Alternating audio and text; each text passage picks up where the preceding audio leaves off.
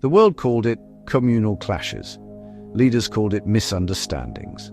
Government statements called it exaggerations by troublemakers. But we, the children who hid under wooden beds and behind our mothers' wrappers, knew better. We lived the truth they denied. I remember the first time I heard the word genocide. I was too young to understand definitions, but I knew what it felt like when entire streets went silent, when churches locked their doors, when families packed what little they had into sacks and fled before dawn. I knew what it meant when my neighbor's house was burned, when my classmate did not show up in school the next day, when my parents whispered in the dark about attacks and killings and prayed the violence would not reach our side of town.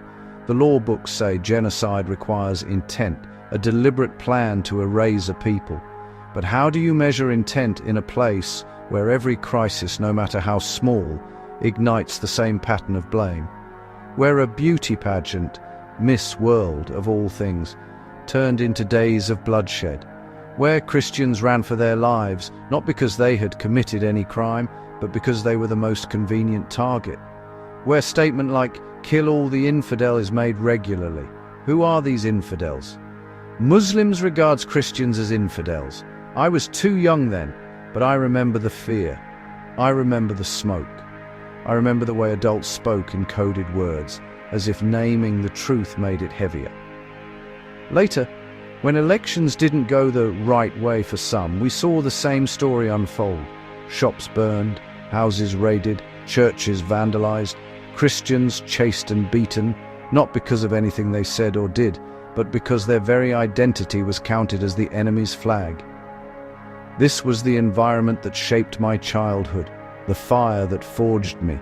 People from far away argued on television about whether it was religious conflict, ethnic tension, or farmer-herder disputes. They sat in shiny studios and debated whether Christians were truly being targeted.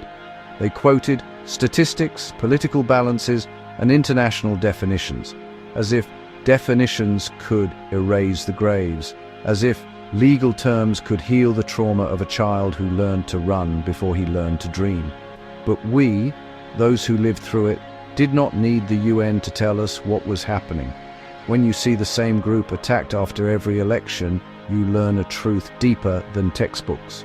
When you watch armed men burn down villages in Benue because farmers dared defend their land, you understand patterns. When you see mothers carrying children through the bush at night, running from flames that once warmed their homes, you understand intent. Maybe the world calls it persecution. Maybe international bodies call it crimes against humanity. Maybe politicians call it exaggeration. Maybe Nigerian leaders deny it because the truth is inconvenient, embarrassing, or politically explosive. But a child forged in fire calls it what it feels like: survival, targeting, terror, truth, genocide. If you want to continue to see more of this true life experience, subscribe and share.